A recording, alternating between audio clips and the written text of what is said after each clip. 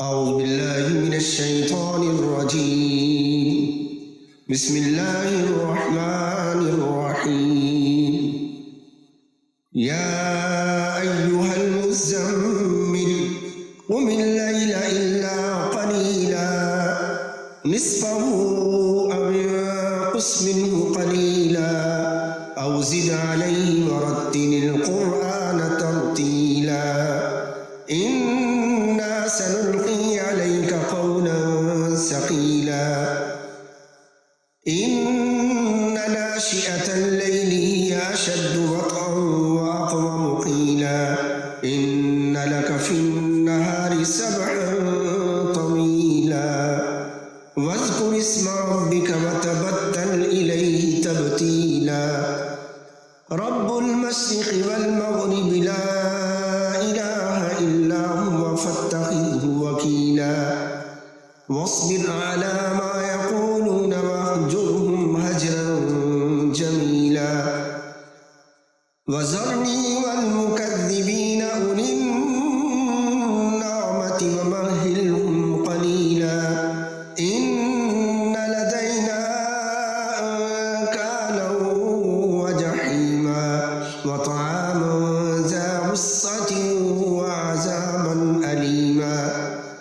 يوم ترجف الأرض والجبال وكانت الجبال كثيبا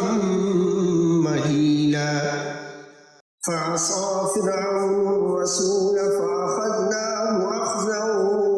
وبيلا فكيف تتقون إن كفرتم يوما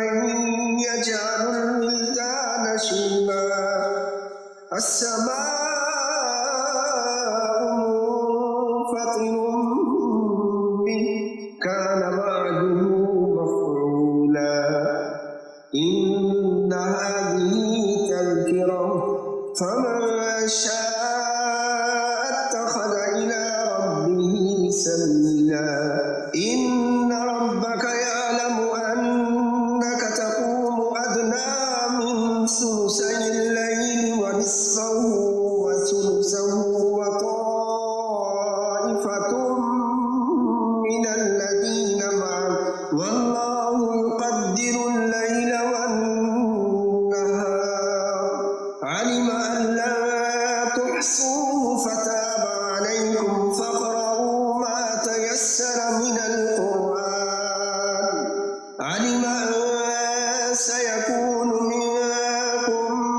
مرضى وآخرون يضربون في الأرض يبتغون من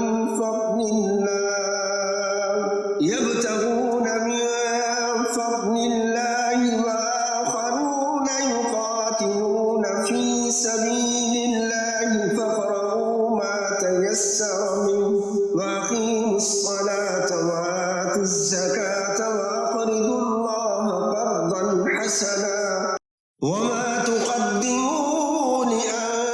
لأنفسكم من خير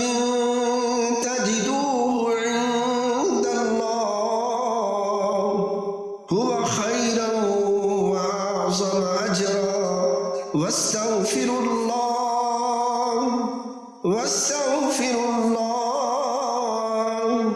إن الله غفور رحيم